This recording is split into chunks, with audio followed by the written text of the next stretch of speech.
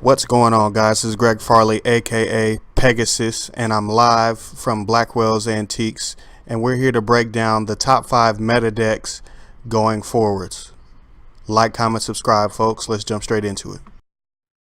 I'm here specifically to talk about the top 5 meta decks for going into nationals. That can obviously change with the Battles of Legend pack coming out, but as of right now, at this moment, this is how we see it. This is how the team sees it, and we're gonna go from there. Number 5, we actually had a kind of a two-way tie, and you can have an honorable mention if you want. We have ABC at number 5. ABC strictly because it's a grind deck that can happen to play the brandish stuff, and whenever you have a deck that can grind already, and then you give it a little bit of consistency, you kind of bump it up a little bit. And then obviously with Calvin Tahan doing well with it in the tournament, shout out to him. That guy plays that deck better than anyone I've actually kind of observed him playing it. He plays it very, very well. But on the grand scheme, not that many people play it at that level, but the players that do play it are a problem because they know exactly what to do, when to do it, how to do it, and they usually have the perfect builds for how they like to play. We like that over Altergeist. Altergeist is a good deck, and it's also pretty popular and easy for people to get their hands on. But at the same time, Altergeist has an issue with getting rolling, and a trap deck is always going to have that problem. And I honestly think Paleo's a little bit better at it. I could be wrong, but since Masterpiece disappeared, that leaves Paleo to kind of come out of the woodworks at people, and Paleo in the right player's hands is also a problem. Number 4, we have Spiral. Spiral is a good deck. Obviously, it's a very good deck, but the problem is it bricks. Its power level is just as high as, a few that are higher on this list. But when you factor into the thing that you can brick with awful bricks if you're not going second. If you're going first, you're going to brick. It's not even a question. You can just forget about that.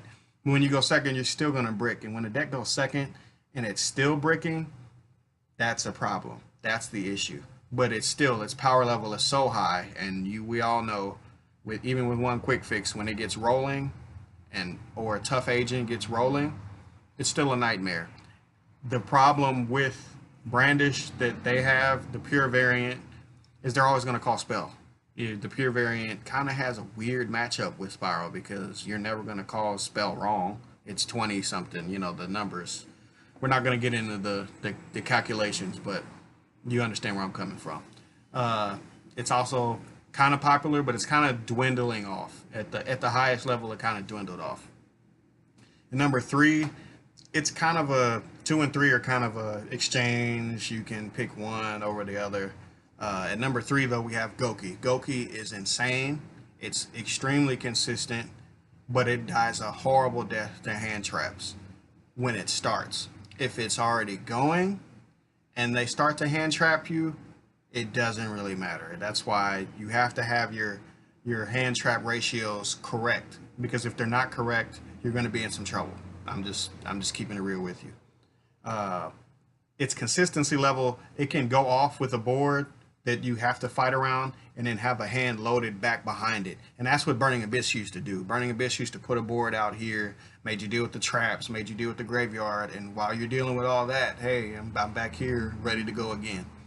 And in a time constraint format, a weird format, which we have a beneficiary in the number 1 because of that, it's gonna matter. It's definitely gonna matter. It's not even a question. It's going to matter in a bigger tournament.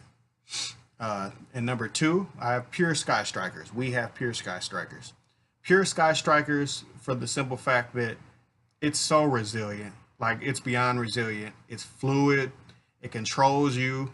It's consistent. And when it has consistent, persistent control and it's in the right player's hands, I have to say that I've seen Pure in the wrong player's hands and they get demolished by somebody that knows how to play the deck. I've seen people get too old. There's a difference between getting too old and getting demolished. If you just got too old, you got too old. It just wasn't in your cards. But when you don't know how to manage resources, which is exactly what this deck needs, if you don't know how to, you're going to lose very, very quickly, like without even a question. I also think, and touching back on Goki for a second, the extra link is probably it's number one thing that everybody knows about, and it's oppression. But the Hornet bit thing is the problem. The thing with Hornet bit, it's a warrior. The token itself is a warrior, so it's a more consistent junk forward. So the deck did get better, and that's why you could interchange the two and have one at 2 and one at 3. I personally, because I'm a fan, I put it at number 2, so you can shoot the messenger on that one. But I also like Goki. I play Goki, and I remember playing it back before all the Isolde stuff and all this new stuff with the equip spells and all blah blah blah blah blah. It's insane. But if it doesn't get that avalanche rolling, it loses. Versus Brandish, you can be like, oh, Asher engage. And they're like, okay, well, here's another engage. Or, okay, here's a Hornet bit. Here's a Kagari. Here's the engage again. So that's a technical issue. If they do that, they're not that good of a player, or they're shotgunning you because they read it wrong. They read the deck wrong, which that happens. That's just part of life. If you, we can talk about that later. That's strategy, and a lot of people hold the Ash, which you should, in my opinion, you should. Shout out to Akeem from Kid Nation Gaming. He dropped some science on that. But number one, skipping over all that, blah blah blah blah blah, is Sky Striker Trickstar. A lot of us don't like Trickstar, but we have to face facts.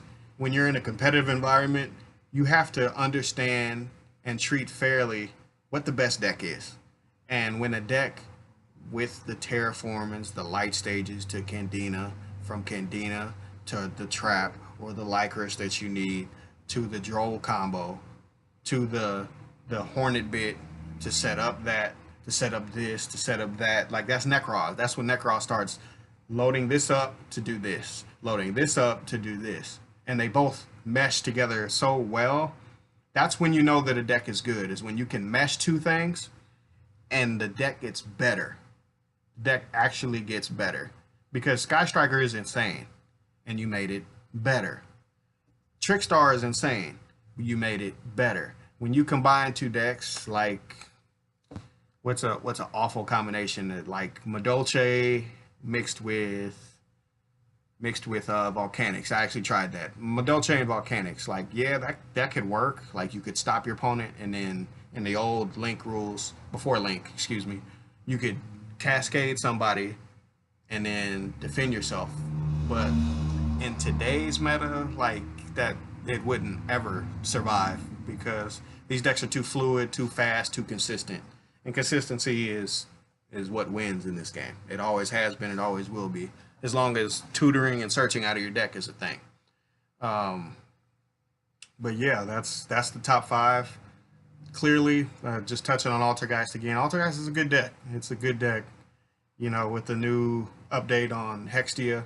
Hextia, with the effect thing, it matters a little bit, but against the good players playing the good decks, it's not going to matter that much. You just side into your back row hate, the Evenlies, the Twins if you don't main them, and then you're in trouble rather quickly too.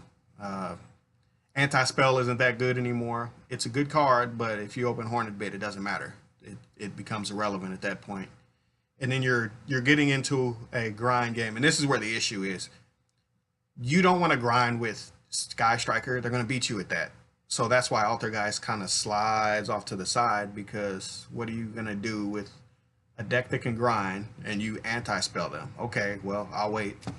Just like people complain about, well, talk down on Droll and Lock. It's not the same thing, but Droll and Lock is like, well, I'll stop you now.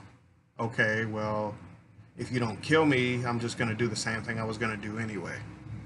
That's the problem with Altergeist, because Altergeist isn't going to take you out like that unless they know exactly what they're doing with the Hextia, pointing at a Hextia, pointing at the trap card, and so on and so forth.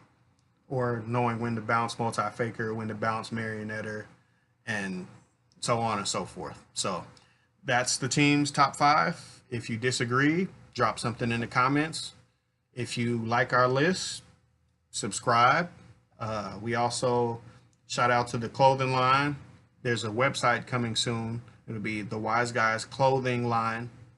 I think it'll be thewiseguys.com, or we'll put it in a future video. But just stay tuned.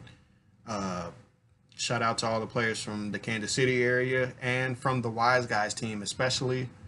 We have people in 4 continents in 2 different card games, one for Dragon Ball Super. Have an amazing Dragon Ball Super team, an amazing Yu-Gi-Oh team. We brought it together. And then if you're a fan of sports, we're shifting not only combat sports. I'm a martial artist. We're shifting from not only combat sports, but now we're doing all sports. And we have people with credentials coming with that. So if you love sports and you happen to be a nerd, if you're a jock and a nerd, it's the perfect page for you. Stay tuned. Shout out to the Nikos, the Treys, the Allen Nails, YG baby, YG. Shout out to Kid Nation Gaming. Shout out to Petty Panda Trading. They're a Kansas City team. They're on the rise. Shout out to Collector's Cash and all the locals in the Kansas City area, including Game Cafe, so on and so forth. Stay tuned, guys. I'm Greg Farley. Now you put the face behind the camera. And we're out. We'll be back with future videos. YG.